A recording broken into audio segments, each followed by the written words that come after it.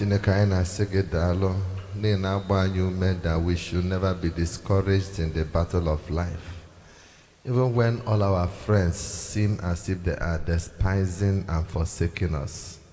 Even when things around us look as if they are turning too negative to comprehend. Even when we cannot even understand the kind of things that are happening around us.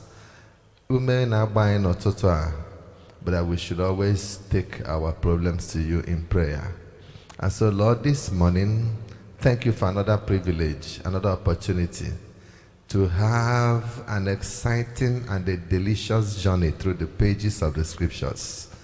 Dika ine mego kuge because yoto amego biai gwanyo ku anasusu anyị ga-aghọta ya ọfụma. Bie ntị anyị ugwu, wepụrụ anyị weaknesses, wepụrụ anyị ịnọ ebe a mana obi anyị anọrọ ebe ọzọ. Kwee ka akọ na uche anyị nọrọ. Nwa mgbe nta anyị ga-atụgharị uche n'okwu gị ka izi anyị okwu gị otu anyị ga-esi wee nyere anyị aka na ndụ nke anyị na-adịrị gị. Onwe ihe mbụ ma gị bụ Jehova bụ ihe niile. Ya mere mmụọ nsọ ayọ m ka ị were m wee mere ngwa ọrụ n'aka gị n'oge awa. Kwue n'ihi na anyị bụ ndị ọrụ gị dị njikere ịnọ n'aha Jesus Christ bụ onye nwe anyị. Amen. God bless you. 2 Samuel chapter 6. 2 Samuel chapter 6. Ebe anyị endela ụnya bụ otu David si wee merie ndị Filistia. Ndị Filistia bụrụ agha bịa round 1, David melie ha. Bịa round 2, David melie ha. Ha je bulu oche je zuo ike. Then chapter 6 wee gwa anyị na verse 1 ya. Again David gathered together all the chosen men of Israel, about 30,000. And then David arose and went with all the people that were with him from Baale of Judah. Ima, in our Bible, the language I use can be confusing. Mabona ijiro scripture, balance your scripture. One of the things I na struggle in a morning prayer, we try to, demystify the seeming mysteries in the Bible. Yeah, break here Bible kili ka ọ ga-esi wee dị onye ọbụla izi ịghọta ife Bible na-ekwu. Okay, Baale of Judah. Okay, tiegodela anyị is it 1 Samuel chapter 7. 1 Samuel chapter 7, verse 1.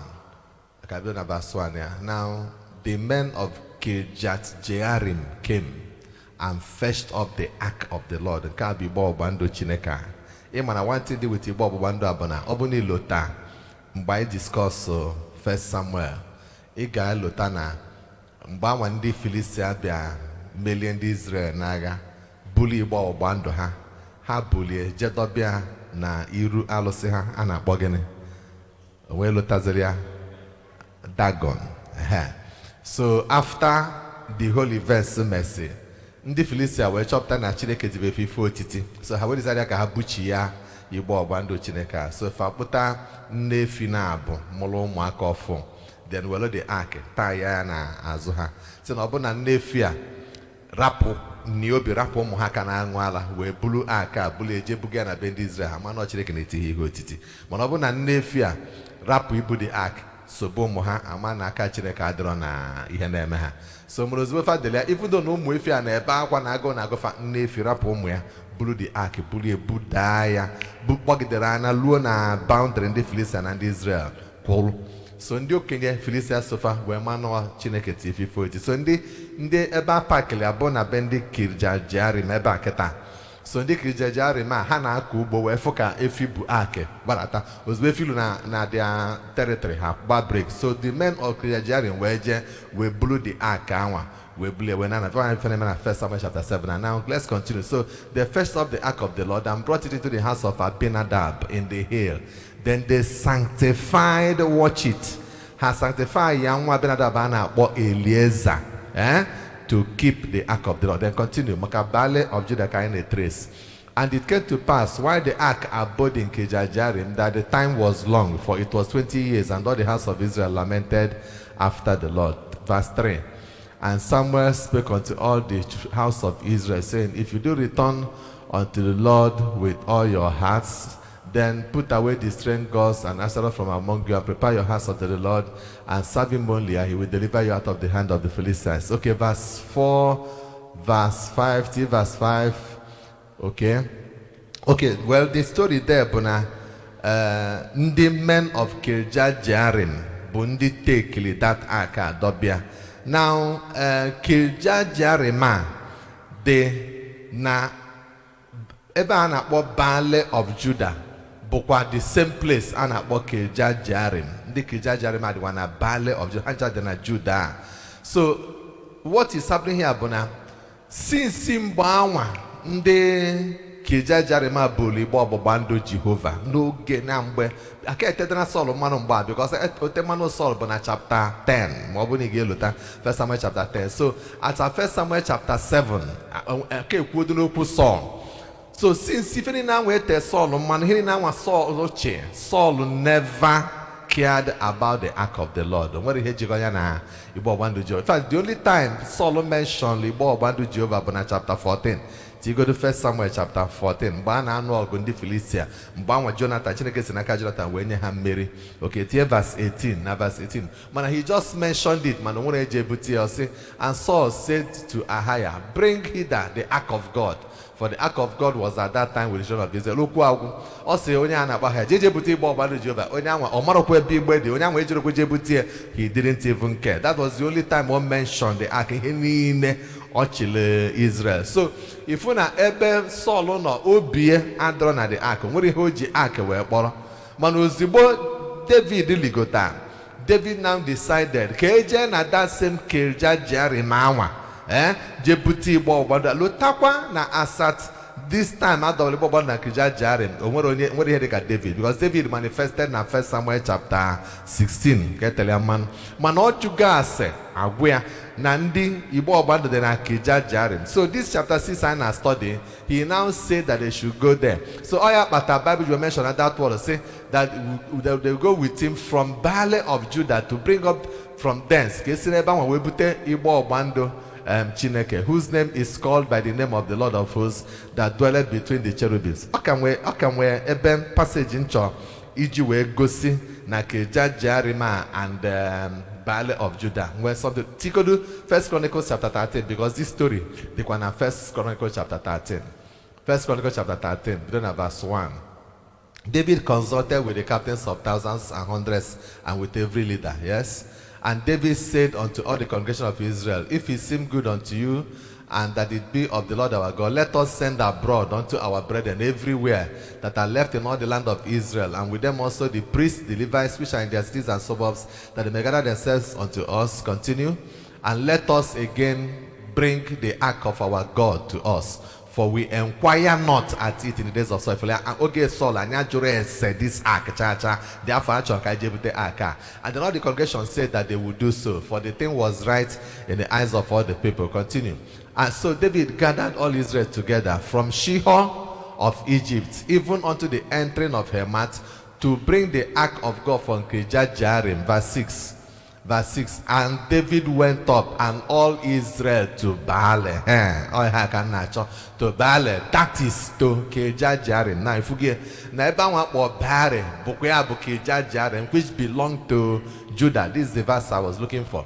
To bring up thence the ark of God the Lord, that dwelleth between the cherubims, whose name is called on it. So, from this 1 Chronicles chapter 13, we are now seeing na no free ball wonder one doba na Acts na 1 Samuel 7. Oya bife David seketa na n'oge nke Saul na Saul enwere ihe oji igbo ọgbando wee kpọrọ mana na keta na nyanwa choka ejepụta igbo ọgbando. So he mobilized people. According to 2 Samuel chapter 6 I study, he mobilized 30,000 people. Now look at it. N'ebe go na 1 Samuel 7:1 gwara anyị na mgbe ndị men of Kirjath Jearim butere igbe ọgbando adọbịa na ebe Abinadab na onwelu nwa Abinadab fa telu mmanụ ka ha sanctify ka o nekọta igbe ọgbando ahụ anya kele afa nwa anwa Elieza. Now look at 2 Samuel chapter 6 ka ife na-eme ebe ahụ. Now na verse 3 ya wee sị And they set the ark of God upon a new cart, and they brought it out of the house of Abinadab. Mana nwa ya nwa bụ Elieza, onye a sanctify inekọta that ark n'oge anwa, it disappear go kita. Nwezi onye kpọtazili afa. Instead akpọzie ụmụ ya na abụọ ọzọ Abinadab. Asị ndị mmadụ abụọ akpọzebe abụlụ, and Uzzah and Ahio, the sons of Abinadab, drove the new cart. Now, enwe problem here. Number one problem I nwere ebe a bụ na Igbo ọgbụgba ndụ Chineke nwere ka Chineke si wee tụzie aka a ga-esi were ebu ya. O nwere principles a ga-eji ebu ya. Igbo ọgbụgba ndụ Chineke abụrụ ife a na-eburu donye na cart na-alụọla ya ihe dịka truck donye ebulu na no. Because that ark actually represented the presence of God. That was how God manifested his presence in the Old Testament times. A carrier of divine presence. That's why Saul, God's presence, so Saul never bothered about it. But David, being a worshipper of God, he can't do anything without bringing in the ark. Man, a problem there, but David was careful in his excitement and in the joy. Olota zineluanya no bolo Chineke siwe debe agesi were ebu igbo ọgbandụ anwa na-enwe guidelines, enwe principles, enwe ihe ndị Chineke debe, enwe ka Chukwu siwe mee ya agesi ebu igbo anwa. Ọ bụ na ije na Numbers chapter 4 verse 15, ndị Kohat, the Kohatites bụ ndị ụmụ Kohat, bụ ndị etelu mmanụ idina a handle ife dị na temple. Look at what the Bible says there. And when Aaron and his sons have made an end of covering the sanctuary and all the vessels of the sanctuary as the camp is set forward, after that the sons of Kohath shall come to bear it. Managente. But these sons of Kohath shall not touch any holy thing, including the ark. They should not touch it, lest they die. These things are the burden of the sons of Kohath, the tabernacle of the congregation. Now, Obu Nika Fukwa the same Numbers, na chapter 7, na verse 9. Iga Fukwa, if only woman Komo Kohath again. But unto the sons of Kohath, he gave none, because the service of the sanctuary belonging unto them was that they should bear upon their shoulders. In other words, this ark, they should carry it on their shoulders. They should not put it in wagons. Open got the preceding verses to that verse 9. Wagons,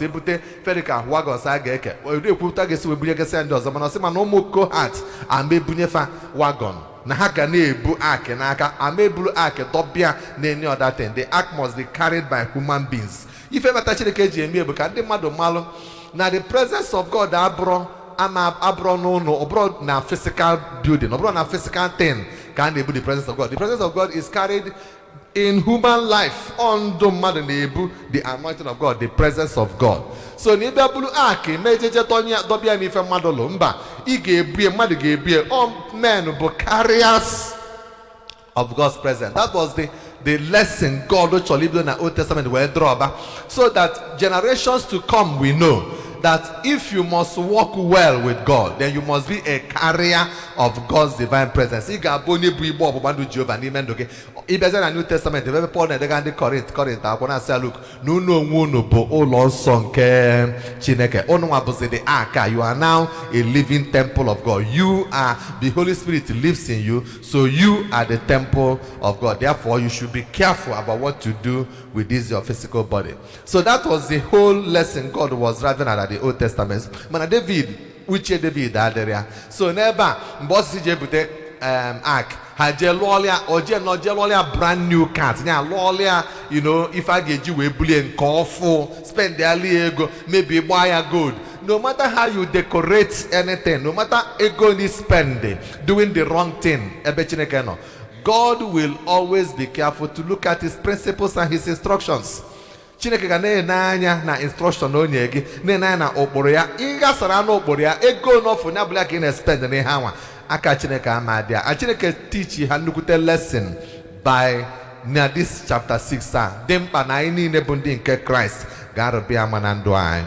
So that day alụsịzi ka taa ụmụ Abinadab na abụ Uza na Ahayo wee tinye aka wee eburu the ark tọbịa na cart of verse 4 wee sị, and they brought it out of the house of Abinadab, which was at Gibeah, accompanying the ark of God, and then Ahayo went before the ark. Now Ahayo nọrọ n'iru ya, then Uza nọrọ n'azụ ya, ha na-abụ wee n'anya the cart a wee buru ya wee na-aga. So n'ebe Chineke nọ, ignorance abụrụ an excuse. Ọ bụ na ime the wrong thing si na ịmara, especially ma ọ bụ na ebe covenant child of God. Gekwa ntị, lota na ndị Filistia buru the same aka, and that the shon of ma bulie n'aka fa, bulie jee na their temple na n'okwu alụsị na megịnị dọbịa. O nwere onye Chineke kugbu. Chineke akụgburu ofu mgburu Filistia ọgbafa nkịtị, because na ndị Filistia abụrụ covenant people of God. Ọ bụrụ ha ka e nyere iwu gbasara the ark. Chineke adị afa ka unbelievers, ọ dị afa ka ndị bụ ụmụ ya. So mistake ọ bụla ha na-eme, Chineke ga-eneghalị anya gbafa nkịtị. The only thing Chineke mee bụ na n'iro alụsị fa nwafa dọbalị ya, God had to deal with that alụsị. O jide Dagon ọ kụjie ya into two. Ha je dozikwa Dagon butekwu ya again the following day, ọ kụpụ ya isi, kụpụ ya aka, kụpụ ya akwụ, kụlusie Dagon. Chineke na-adị elu with alụsị, ha rapụ ha nwere onwe fa metụ the ark aka. He didn't touch them because now they were acting in ignorance. Gekwa ntị, ife dị iche dị na unbeliever abịa ụka, onye nwere ife ọma n'ebe Chineke nọ, na onye bụ nwa Chineke, onye na-anụ okwu Chukwu, onye nọ n'ụlọ ụka, onye na-esonye n'ihe a na-eme, onye nwere relationship with God. Ọ bụrụkwa anya Chukwu ji afụ onye ga-abọtetụla n'ụtụtụ ọkpụrụ Igbo n'ọnụ, ọ bụrụkwa anya Chukwu ji afụ ya ka o ji afụ gị nwa na onwe gị bụ nwa Chineke bịa Chineke nso, nọrọ na kwaya, nọrọ na band, na-akpọ jita, na-akpọ akụdrọm. Ọ bụrụkwa ofu anya nwa, o nwere ife onye nwa ga-ene, Chineke ene nwee ife gị ga ime the same thing, God acharge ya, Chineke acharge ya, because ị kwesịrị ịma. Ọ bụrụ every lifestyle ndị unbelievers ya melụ survive ka kwa nwa Chineke ga-eme survive. O nwere ife nwa Chineke ga-abụ mee Chineke esi ụta sepụ aka na ndụ ya, ma kansa, ma ọlsa, ma ọya dị iche iche. I'm telling you, o nwere ụdị lack of discipline ị ga-manifest in your life. Chineke will be so angry with you because ọ ma na ị na-anụ okwu Chukwu, ọ ma na ị nọ na level where you're not supposed to pray like all those unbelievers are. There are certain lifestyles that they can adopt. God may not even be angry with them because Chineke already na ha act in ignorance and ha amaro and ọbụkwo na fa ha nọ n'ụwa mana ha bụrụli ụmụ ya self. So this is why every child of God must be very, very serious, must be very, very particular and also intentional about the kind of things you allow to happen in your life. If you didn't game, so now verse 5 where say David was very happy. David was so excited, and being a musician, so mobilize ya ụdị egwu dị iche iche ka e were ọmalịcha ite egwu na iti mkpu ọṅụ wee buruzie the ark wee bata na Jerusalem. That was his intention. So verse 5 where say, and David and all the house of Israel, they played before the Lord on all manner of instruments made of fir wood, even on harps, on psalteries, on timbrels, on cornets, and on cymbals. And when they came to Nacon's threshing floor, Uzzah put forth his hand to the ark of God and took hold of it because the oxen shook it. Now, kafa no na-ete egwu niile a na-enwe aṅụrị na-afụ opi na-akpọ jita na-akpọ piano na-enwe na-aṅụrị na-abụkụ Chineke abụ. Onye ọbụla ga-eche na Chineke ga-anọ n'eluigwe dị so happy because now Bible says now God dwelleth in the praises of his people. Once praises go up, power will come down. Or find a gunogu. So ka na Chineke abụ onye ọbụla said that God ga-anọ n'eluigwe na aṅụrị Chineke na aṅụrịkwa ma na abụkụ ya agụ mana ọma when the principles and the instructions are right. Mgbe obi gị everything dị correct, then ọ bụrụ aja niile ka Chineke na-eli. Ị na-achụ aja na nnupụ isi, ị na-achụ aja n'enu iniquity, ị na-achụ aja n'enu alụ, n'enu imegide ụkpụrụ Chineke. God cannot be happy with that kind of sacrifice. God cannot be happy with that kind of worship. So ever this worship was right, the atmosphere was correct, everything was correct. Mana enwe principle ndị anụnwa na-ada, here adọrọ careful to observe. And so ozovalu na threshing floor nakon o wee nwee ka those efianwa bụ the ark si wee ụkwụ si kpọọ ha maka na ụzọ adịrọ smooth, you know, ụkwụ kpọọ ha mee ka ha daa ark a wee shift ka ọ ga-ada ụzọ rush ozugbo wee tinye aka ka o buru the ark na ka o dozi o shift the ark ga na-adapụ na Bible say na the next verse ya verse 7. And the anger of the Lord was kindled against Uzzah. And then God smote him there for his error. And there, Uzzah died by the ark of God. Joy David Saul Saul chilling, almost 40 years on a throne. Or draw interested at the ark. Nyaka David, they ligota, Choko Blues, Akibu Batake, we hate Jajuchekase. If you know Madu, Ebade Ubata ark, Ira Ejizie Maka, Ongunina, David in a way, Ira Ejizie Maka, that was a negalo mehin kanya, Ira negaliana. Why must Uzzah die like that? Why? Manoya Kachineke Juebu Chineke. You know? One bona Iguba commentaries, if many commentators believe Uzzah was when they na push over too forward. Then when they too forward. Many commentaries believe Eliezer thunders at this time. Man Uzzah be a kwapia zolo. Zolo no anya waga ebu aka adeku oje no na the main position e boga no na afọ aka anya se wani aje ni ruje eje no nya they believe that he was contending. He was, well, that is all permutation what am I or na Bible. So man na go other stories because Bible aketa biala ani if I na akpọ Bible bụ ife ina eme theology when they na akpọ Deuteronomist editors. You have all their own compilation before there to us as Bible and Old Testament. But as at the time these events in them, when they are Yahwehs, their own. When they are priests, their own. How much are their own documents? The same stories are. So each go on can the Yahwehs, can the priests version of these same stories are. You get more insight, you get more understanding. Manankan one can do Deuteronomy said it was an one with a line. This Deuteronomy said it was how they project a line, so you know, the righteousness of God, it didn't match Chineke. If only abuna belu Chineke, so only a baseball mad, only bella was only a badger mad. Man, you go back other editors, you know, other writers, they were within the same period. They will just be telling you verbatim what events were. So from other stories we get to understand that this Uzzah was actually projecting himself more than that. He was a very proud man, not the full of pride. No, that bet that the Hanoma deceased all go 20 years ever and so Ebone pushes you anger Chineke iwe now if it didn't provoke God and then God struck him, where will I correct David that was actually why God was angry with that young man and slew him. Okay, so God slew that young man, smote him there, and the man died by the ark of God.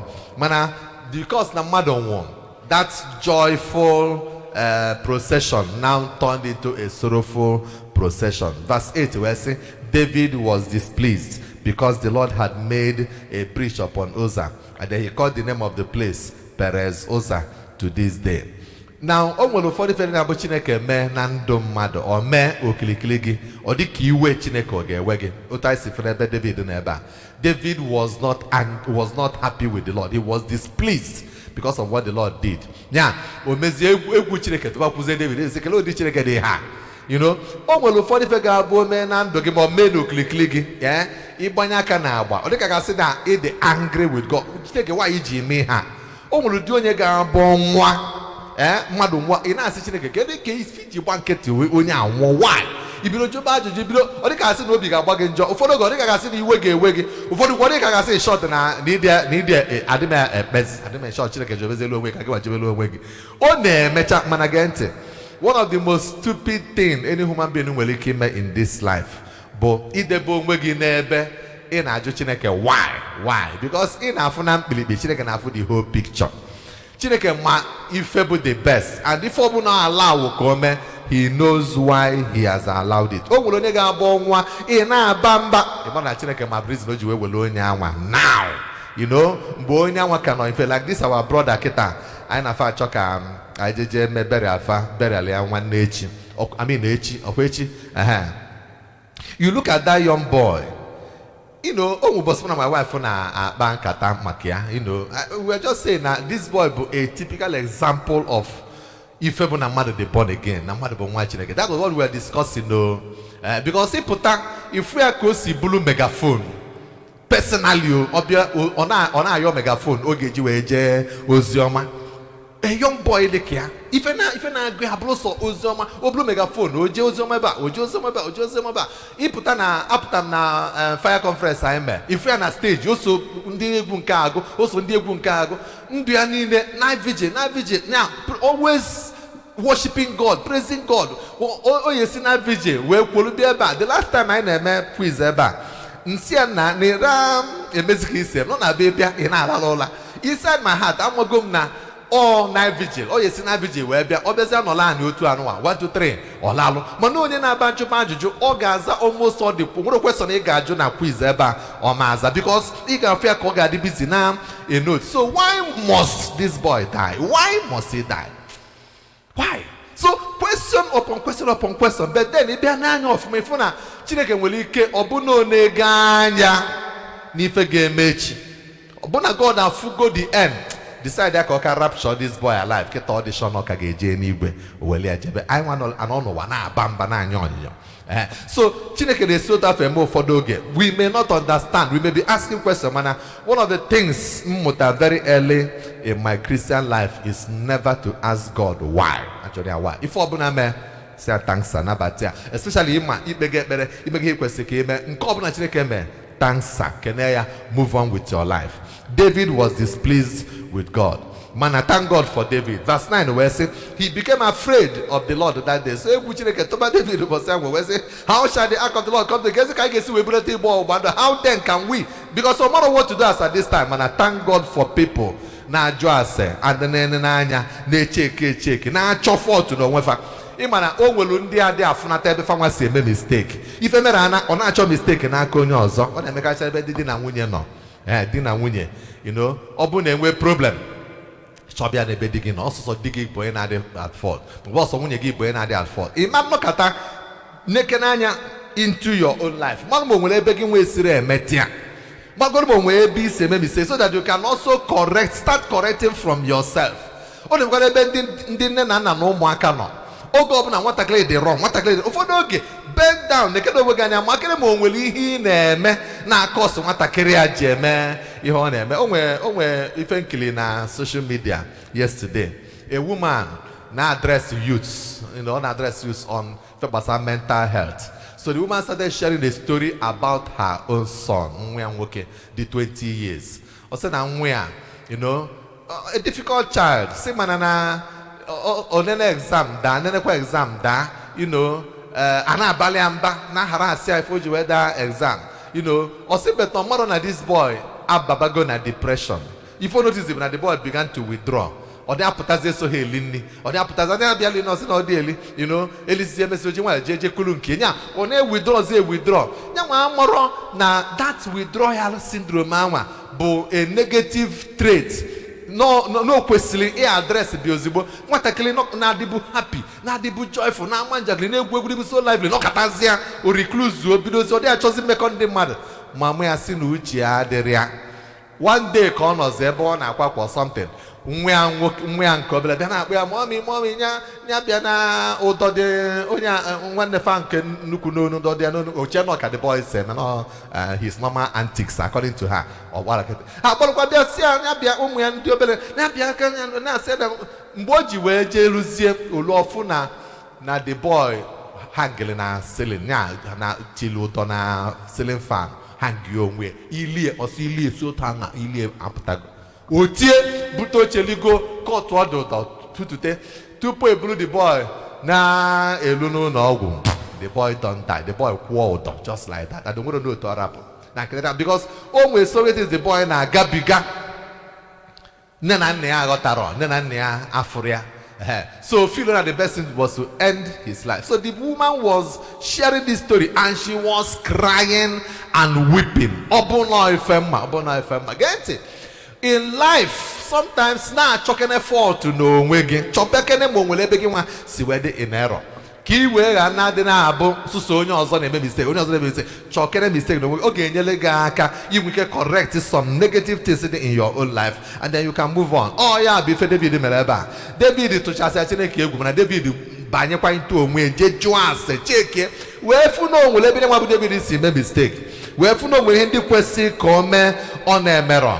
Okay, and then ya kpataziri o ji wee jezie wee organize onwe ya. Will show you nke ga-egosi gị, mana ka anyị bugoro ụzọ jee na verse 10 ebe David out of fear, David bluzie the igbo ọgbandụ je park ya na be Obed-Edom. Look at that verse 10. So David will not remove the ark of the Lord unto him into the city of David, but David carried it aside into the house of Obed-Edom the Gittite. Now Obed-Edom the Gittite pụtara na ọ bụ onye Gat dị n'ebe dị na Philistia. So Obed-Edom abụọdo onye Jew, ọ bụrụ part of the covenant people of Israel. So ha believe na ọ bụ na Chineke adị egbu ndị Philistia ma fa metụ aka na omegbu nwoke anụnwa na onye Philistia ka ọ bụ. So eweli etọba na be Obed-Edom onye Gat the Gittite paaki aya banwe nwozi onye egwu kwere metụ aka a na-enenezi Obed-Edom ka amaghị ya na akị ga-eje. Ọ bụ na ọmụnwa bụ Obed-Edom fụ na mmadụ metụ aka egbuo onye anwa, isi ka ibutelu m aka anwa ma nkwe.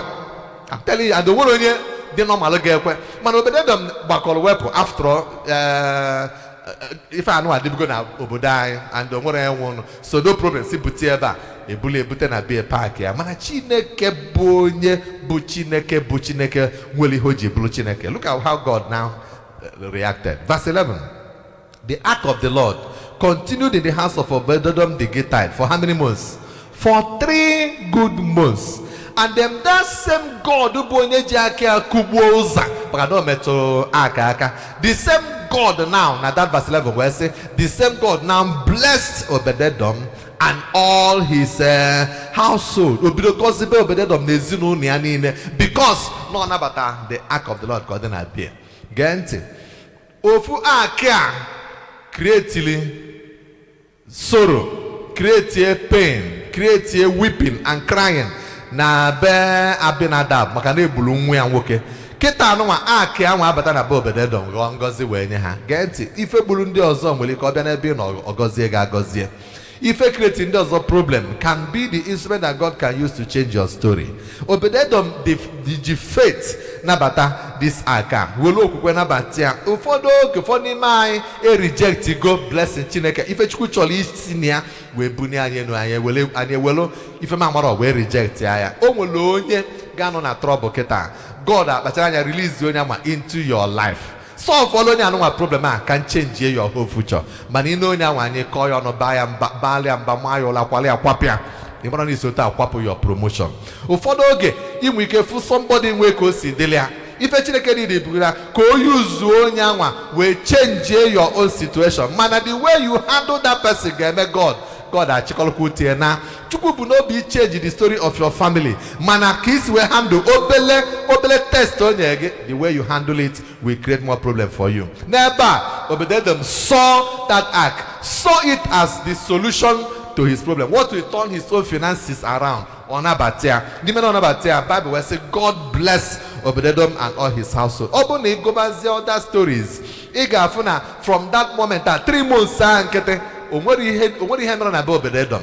Nya ma atụlụ ma efi ma ewu ma everything. Nya ọbụlụ nọ nke kwesịrị ịmụ, ọbụlụ ewu kwesịrị ịmụ ebu amụ ịtọ, ewu ga amụ 7. Ọbụlụ efi kwesịrị ịmụ 1 or 2 or more 10. Imogo things began to happen within 3 months. Everybody know that neighborhood mal na God had decided to bless Obed-Edom. Say when they called David in verse 12, where say, and it was told David the king, saying that the Lord had blessed the house of Obed-Edom and all that pertained unto him because of the ark of God. And I had in them not because na ark had been the man. So David will say, okay, Bob na ark are a bosom mother. Na keta no ngozi ko na gozi ka Jesus able to the ark. So David now went and brought up the ark of God from the house of Obed-Edom into the city of David with gladness. Now, can you tell you 1 Chronicles chapter 15? Ki wefu you to David is where put the ark. 1 Chronicles chapter 15 verse 1. Now, David within the time jelu n'anya n'ime onwe ihe ndị kwesị ka anyị merebe aka anọ anyị na-emerọ o nwere ebe anyị kwesịrị wee correct onwe anyị, o nwere ihe ndị kwesịrị ka anyị ghọta. And then when he now studied, he now discovered no when mistake he had made. So now 1 Chronicles chapter 15 verse 5 Bible says, and David made him houses in the city of David and prepared a place for the ark of God. The ark, and then pitched for it. 10 verse 2. And David said, none ought to carry the ark of God. Right, ark of God, except the Levites. For them had the Lord chosen to carry the ark of God and to minister unto him forever. Verse 3. And David gathered all Israel together to Jerusalem to bring up the ark of the Lord unto his place, which he had prepared for it. Verse 4. And David assembled the children of Aaron and the Levites. Verse 5, where say, of the sons of Kohath, David is you know, where Duluha, where Je. Mana, if I didn't be Babona, all those people are David parking. Now, one instruction was given to them. That instruction, Bona, all of them. Now, verse 12. Verse 12 say, and said unto them, you are the chief of the fathers of the Levites. Number one, sanctify yourselves, both you and your brethren, that you may bring up the ark of the Lord God of Israel unto the place that I have prepared for it. For because you did it not at the first, but that the Lord our God will make a breach upon us. For that we sought him not after the due order, because I got due process. So the priests and the Levites sanctified themselves to bring up the ark of the Lord God of Israel. And the children of the Levites bear the ark of God upon their shoulders. So this time, I blew the ark they bear. Now their shoulders with the staves thereon, as Moses commanded according to the word of the Lord. And David spoke to the chief of the Levites to appoint their brethren to become singers with instruments of music, psalteries and harps and cymbals, sounding by lifting up the voice with joy. Okay, so go back to Eba Aina study now, chapter 6. So when these Levites were now sanctified, for Bluzier the ark in Ubufa, and then hey Bluzier, God was happy with them because they are now following due process. Can we again? If Chineke na-enwe order, Chineke bụ a very ordered, disciplined person. Gị na Chineke ga-emekọ ife, ịchọ ife Chineke, ị ga-adị discipline. Adị efe Chineke anyhow. Onye dị careless adị efe mu Chineke. Onye adịrọ serious adị efe mu Chineke. Ị ga-efe Chineke, you must be disciplined. All discipline ka ọ na-etake mmadụ itetola n'abalị mekwa time ya kpee ekpere gụọ Bible. It takes a disciplined life to do that. It takes discipline to sit down and study the Bible. It takes discipline. You can shut down social media, shut down everything, every entertainment. Face here your Bible. It takes discipline. If you can look at this, our brother now, EJ Blue megaphone, J na one affair or one junction like that. Set ya it takes discipline. It takes only other discipline. Onye atọ discipline ka kọlụ ka o si ebi ndụ ya o bute nni ụtụtụ nni ụtụtụ bịa madam yelụ na akwa na plantain ya tinye azụ friji de ebutelie ya then nye m coke nye m coke ebunye okwe m coke a ndị anụwa na ka ife ọ na-akpụ ya ọrọbọ odebe ọrọbọ then we na-ata akwa na plantain na azụ friji a ọ tasị owere ọrọbọ butuo ya nke anụ abụrụ round 1 nke ụtụtụ then ọ galụpụta onye granọt bịa granọt eze manya nke 200 ọta ịghọtago efie jee arụ n'ọkụ na mmanụ n'ụkpaka tinye because o ji ego dị na-akpịa o bulieli butekwa ọrọbọ bute ọrọbọ ọzọ bute ọrọbọ na 2 ọṅụkwa yorororo abalị ifu nne ya kpụọ maọbụ nne semo aya atụli ebe a mixie ofe egwusi na ọgbọnọ na ọra na onugbu tie fancha at the same time. Si na ọgbọnọ weta kpọgbọ, si na onugbu weta kanda, si na just ife bụ na mmadụ adịrọ discipline because ego dị na-akpịa. Then obutekwa another ọrọbọ maọbụ this time olu say malt wee wash ya down because o ji ego dị na-akpịa. Mana that kind of lifestyle watch onye anwa ọmadịte ndụ aka ọ ya anwụ n'oge eluro because na and onye dị otu ama mfe Chineke, you can't worship God with that kind of lifestyle. Ego ga-adị gị n'akpa mana ọ bụrụ ihe niile ka ya na-eli. You must learn to be disciplined. Far with God. Discipline must be there. You gotta be careful.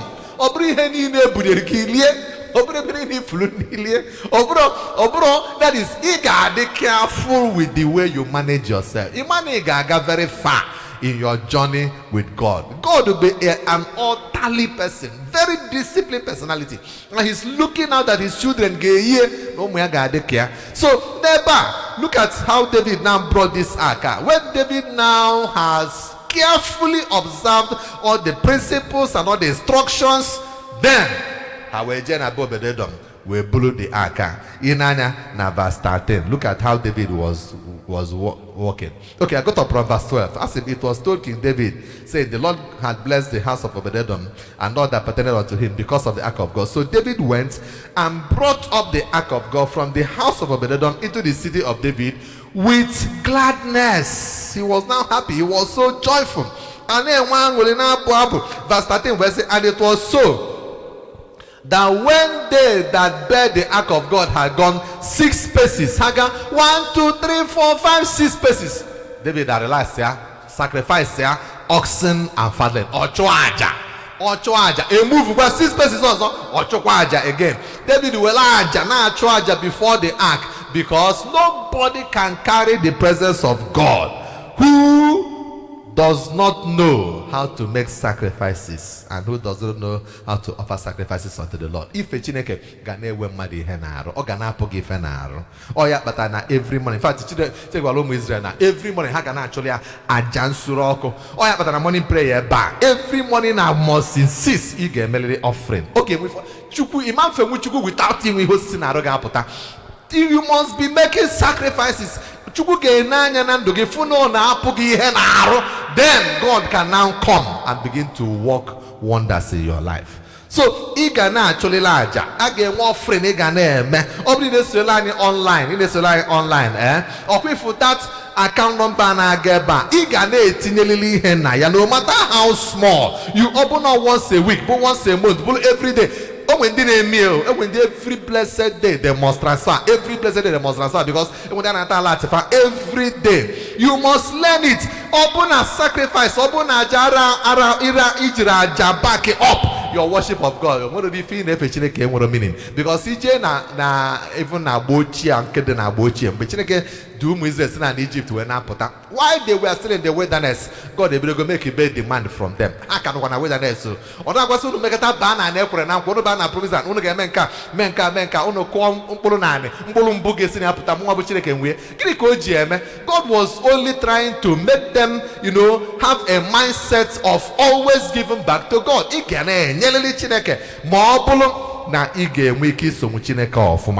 David Gotalia, every 6 paces or choaja, oxen and fatlings. That's what they were saying. And David danced before the Lord with all his might. And David was guided with a little effort. David were now one of the dancing step in my get Bible says that where the Spirit of God is, there is getting liberty. Not in God's presence. Come on, express yourself. For me, when you want to in God's presence, when na market, and my konye and I be from Nafia. No, happy. When they go next to the Lebanon and enjoy. The only time you walk, the Marijaman and they walk, but I don't know. Hey, phone corner, we can be happy, they can end the man. I'm not a market time. God, that point, Jesus loves you. You must be born again. Because now, unbeliever, Julie everywhere. So I can't be happy with them. Bible, they born again. So now, if I will be so happy. That's when I am happy. So and that is when you can now dance, you can now smile, you can now express yourself, because in God's presence. David, verse 15, where it says, so David and all the house of Israel, they brought up the ark of the Lord with shouting and with the sound of the trumpet, carrying God's presence. Can barely get better in your own life. May you, by the mercy of God, become a carrier of God's divine presence in the name of Jesus Christ. God's presence, always make sure that the presence of God is with you. And Bible says that the joy of the Lord will remain your strength. When you are a God carrier, when you are a carrier of divinity, I mean God's joy, God's gladness, God's laughter, every mercy of God and every favor of God will be activated in your life. I pray for you again. May you become a carrier of God's divine presence anywhere you go in the name of Jesus Christ. So if I get tomorrow, I can say, Omalicha Bunina, the Bunina, what David Naba, Kademi Bazilia, where Batana Palace here. I can say, Alome, I can phone with a trouble, Dr. Ebama. Poloto, let us pray. Let us pray. Chineka, I na Jagema. I de budigenu, I na soporoge, and I say dalo, makana nezie. Seno kugi in a gosia, and I get buchineke kene nanya no boroge. Then I am enthusiastic again, and I hendi ne debera in Imokugi, I nagage rebama. Dalo makana nezie, na banyegi na itiere no be David. Ijeburi bo bando, we bubatia no bodo David. Na banyegia ika mekwara kogota. No ga arubama no boro na ntụziaka gị bụ Jehova nyere anyị sota we na ayo gị Chineke in our own individual lives. Amana enwe ha na-akpọ personal instructions, enwe ha na-akpọ general instructions. Onye ọbụla nwere instruction ị na-enye ya gbasara ndụ ya. Open us up ka anyị wee mara ihe bụ ntụziaka nke ị na-enye anyị na ndụ anyị dịka onye, ka anyị wee nwee ike rube isi mezu ya n'afa Jesus Christ. Ọbụna dị general instruction ị na-enyekwa anyị as a worshiping community.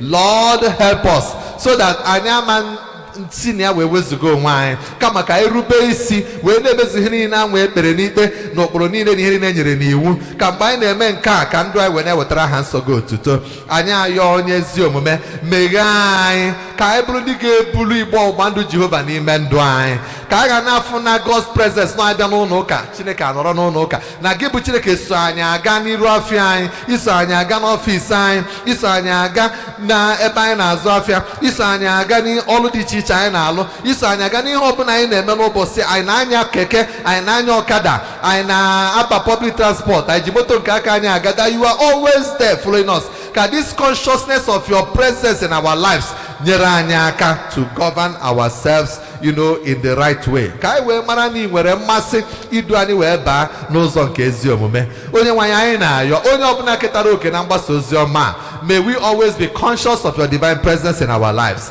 and as we are sure that you are there with us, ka onyere anyị aka na-echeki anyị ka anyị ma na ọ bụrụ ihe ndị ọzọ, ọ bụrụ ihe dị permissible to unbelievers, dị permissible to us. Ọ bụrụ ihe niile ndị ekwere ekwe na-eme ka anyị ga-eme, ọ bụrụ ebe niile ha na-eje ka anyị ga-eje, ọ bụrụ ihe niile ha na-eli ka anyị ga-eli, ka anyị mara na ebe anyị bụ nke gị o nwere ụdịrị akparamagwa ị na-atụ anya n'aka anyị. Onye nwe anyị na-ayọ ka ị nyere anyị aka ịghọta nke a ka anyị wee nwee ike ilu ebe ị chọrọ ka anyị luo. Anyị na-ayọkwa Chineke mgbe ọbụla anyị na-afụ ka ife adịghị aga ọfụma n'okirikiri anyị, dịka David si na-echigha anya azụ n'ime ndụ ya na n'ime onwe ya wee fụ na onye nwa bụ onye na-eme mistake. Ka anyị na-abụ na ndị na-adị ngwa ishiftụrụ ndị ọzọ problem, ka anyị mụta ịnanya na ndụ anyị ebe anyị esiri emeti ya, ka anyị nwee ike chegharịa, ka o wee kwa anyị na ndị ha na-eme ka ife wee mee, ka o kwekwa anyị na gị bụ Chineke wee nwee ike wee mee. Ekpere anyị Chineke bụ na ị ga-akwagide anyị in this life, bugide anyị until ibunie anyị elu n'elu ka anyị na-aga, anyị ama ende naanị. Onye ọbụla n'ime anyị n'ebe a, lift us up, catapult us to another level altogether in the name of Jesus Christ. Biko gọziere anyị ụbọchị taa, anyị abago na the middle of this week. Ekpere anyị bụ na tata ga-abụ ụbọchị ọṅụ wee nye anyị. Ihe ọbụla ga-eweta obi ịgba njọ wepụrụ anyị ya, ife ọbụla ga-eweta anya mmiri n'anya anyị, Chukwu biko wepụrụ anya. Anyị na-ezo onwe anyị n'ime ọbara Jizọs, na-ezo ndị nke anyị niile n'ime ọbara Jizọs, ndị nne na nna anyị, ụmụnne anyị, ndị nwunye anyị, di anyị, ụmụ anyị, wherever they are, we bring them and we submerge them inside the precious blood of Jesus Christ. Our prayer is that no weapons formed against them shall prosper, none formed against us shall also prosper. In this life we will not die prematurely. Nobody in our family will also die prematurely. Onye nwe anyị na-ekele gị maka nwanne anyị nwoke bụ Samson, onye nke a ga-eni n'ụbọchị echi. Kpere anyị Chineke bịara dịka anyị ga-esi n'ebe a wee jebe befa somewhere n'ihe ala. Lord, we pray that you will grant us journeying mercies, that you will lead us there, and that you will bring us back safely. I in the Quereg and Ambro na paradise again. A better bring a casting Desino Loyobi, Cassio Muneobi, Cassidin Kenny Nobi. With my Abuna church again, I walk on a table of grace eba. Cassio Quo Mogen, Dio, Yan, Didn't Amecori, didn't on a band and acquire all the people, na youth. Lord, we pray that you also bring comfort to their souls. In the name of Jesus Christ. I na sigi rio to turn 9 in Keligwe. But I marage. Deka chukufula n'anya odi onwa itere n'ime David deka ha na-ebu igbo ọgbado na-abata na the city of David. Let that same joy be upon our lives, so that with joy and with laughter we will conquer our demons. We will conquer all the obstacles in our lives. Every challenge ọbụla dị before anybody, Chineke nyere anyị aka to conquer those challenges and then catapult us to a new realm and a new level in our different lives. Thank you for answering our prayers. I pray now for Jesus Christ. Amen.